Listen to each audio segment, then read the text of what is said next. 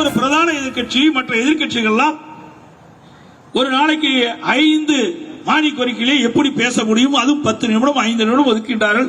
அதிலே ஒவ்வொரு துறையினுடைய செயல்பாடுகளை எப்படி இந்த அரசுடைய கவனத்தை கொண்டு வந்து மக்களுடைய பிரச்சனையை தீர்க்க முடியும்? ஆக இந்த விடியா திமுக அரசு சம்பிரதாயத்திற்காக இந்த மானிய கோரிக்கை நடத்தி கொண்டிருக்கிறார் என்பதையும் நேரத்தில் தெரிவித்து விரும்புகின்றேன்.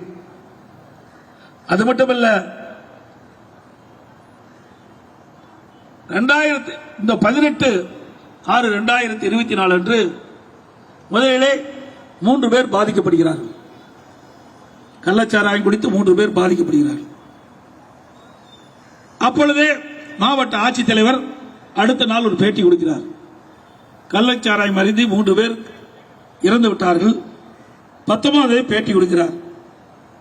எனக்கு முன்னாலே எங்களுடைய தலைமை கழக நிர்வாகிகள், அமைச்சர்கள், முன்னாள் அமைச்சர்கள், சட்டமன்ற உறுப்பினர்கள் குறிப்பிட்டதை போல அந்த பேட்டி கொடுக்கின்ற பொழுது ஒரு பக்கம் சட்டமன்ற உறுப்பினர், மறுபக்கம் மாவட்ட காவல்துறை கண்காணிப்பாளர், மத்தியிலே மாவட்ட ஆட்சித்தலைவர் தெரிவிக்கிறார். இந்த 3 பேர் இறப்பு,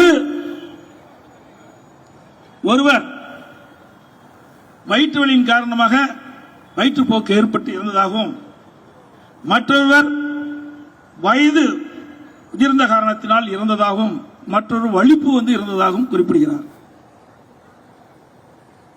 கள்ளச்சாராயம் குடித்து இறக்கவில்லை என்று மாவட்ட ஆட்சித்தலைவரே பகிரங்கமாக ஊடகத்தின் வாயிலாக, பத்திரிகையின் வாயிலாக தெரிவிக்கின்றார்.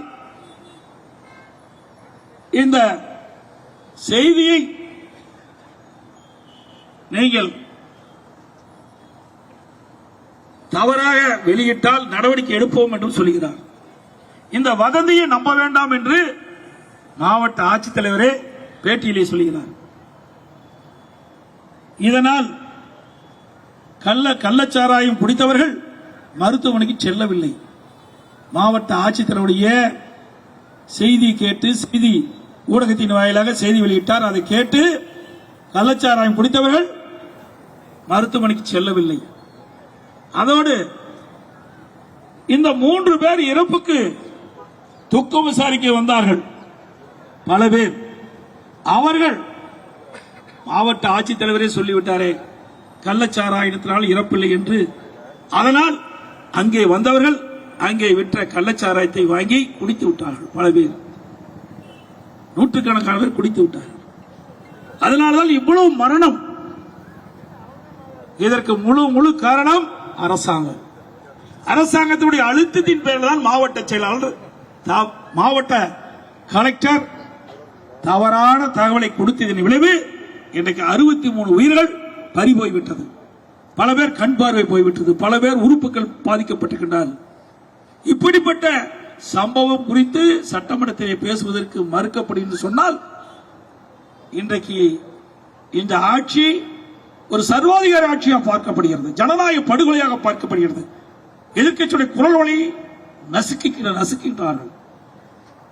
நாங்கள் என்ன கேட்கின்றோம்? அறவழியிலே கேட்கின்றோம். மக்களுடைய பிரச்சனையை சட்டமன்றத்தில் எடுத்து வைக்க வேண்டும் என்று கோரிக்கை வைக்கின்றோம். உடனே சட்டப்பேரவைத் தலைவர் பேசுகிறார், முதலமைச்சர் பேசுகிறார். வேண்டுமென்றே திட்டமிட்டு எதிர்க்கட்சி அதிமுக கட்சி சேர்ந்தவர்கள், எதிர்க்கட்சி தலைவர், எதிர்க்கட்சி சட்டமன்ற உறுப்பினர்கள் திட்டமிட்டு சட்டமன்றத்தில் குழப்பம் விளைவிப்பதாக சொல்கிறார். நாங்கள் எப்பொழுதுமே மக்களுக்காக பாடுபடக்கூடியவர்கள். பொன்மனச்செம்மல் புரட்சித் தலைவர் எம்ஜிஆர், புரட்சித் தலைவி அம்மா வழியிலே வந்த சட்டமன்ற உறுப்பினர்கள் நாங்கள். மக்களுடைய பிரச்சனை தான் எங்களுக்கு பிரதானம். அதற்கு தீர்வு காண்பதுதான் எங்களுடைய லட்சியம். அந்த அடிப்படையில் தான் நாங்கள் பலமுறை 4 நாட்கள் தொடர்ந்து சட்டமன்றத்தில் இதை ஒழித்து, இதை நியாயமாக குற்றவாளிகளை தண்டிக்கப்பட வேண்டும் என்ற அடிப்படையில் தான் நாங்கள் கருத்துக்களை வைத்தோம். ஆனால் வேண்டுமென்றே திட்டமிட்டு சட்டமன்றத்திலே இவர்களுக்கு தங்களுக்கு இஷ்டம் போல் பேசி பத்திரிகைகளை வெளியிடுகிறார்கள். வேண்டுமென்றே திட்டமிட்டு எதிர்க்கட்சி சேர்ந்தவர்கள் சட்டமன்றத்திலே பேசாமல் வெளியெடுப்பு செய்கிறார்கள். அஞ்சு போய் வெளியேறுகிறார் என்று சொல்கிறார். அச்சம் என்பது எங்களுடைய அதிகாரத்திலே இல்லை. அனைத்து இந்திய அண்ணா திராவிட முன்னேற்ற கழகத்தை பொறுத்தவரைக்கும் மக்களுக்கு சேவை செய்வதற்காக உருவாக்கப்பட்ட கட்சி. எந்த காலகட்டத்திலும் எதுக்கும் அஞ்சியது கிடையாது. ஒளிந்ததும் கிடையாது. இதே ஒரு அமைச்சர் பேசுகிறார், எதிர்க்கட்சி தலைவர் உள்ளே இருந்தால் கிளிகளில் கிழிச்சிருப்பார். பேப்பர் வேணா கிழிக்கலாம். நான் எத்தனை முறை எப்படி பேசுகிறேன் என்று ஊடகத்துக்கு தெரியும், பத்திரிகை தெரியும், உள்ளே வந்து பத்திரிகையாளருக்கு தெரியும். நான் பேசுவதெல்லாம் நேரடி ஒளிபரப்பிலே செய்திருந்தால் இவர் சொன்ன மாதிரி கிளிகளில் கிழிச்சிருப்பேன். அந்த வாய்ப்பு கொடுக்க மறுக்கிறாங்க. ஒவ்வொரு முறை காவல்துறை மானிய கோரிக்கையிலும் சரி, மேலக ஆளுநரையிலும் சரி நான் சுட்டிக்காட்டினேன். தமிழகத்திலே சட்ட ஒழுங்கு அடியோடு சீர்கட்டு விட்டது. எங்கு பார்த்தாலும் போதைப் பொருள் விற்பனை தாராளமாக விற்கப்படுகிறது. செய்திகளை உடனுக்குடனும் துல்லியமாகவும் தெரிந்து கொள்ள சப்ஸ்கிரைப் பண்ணுங்க.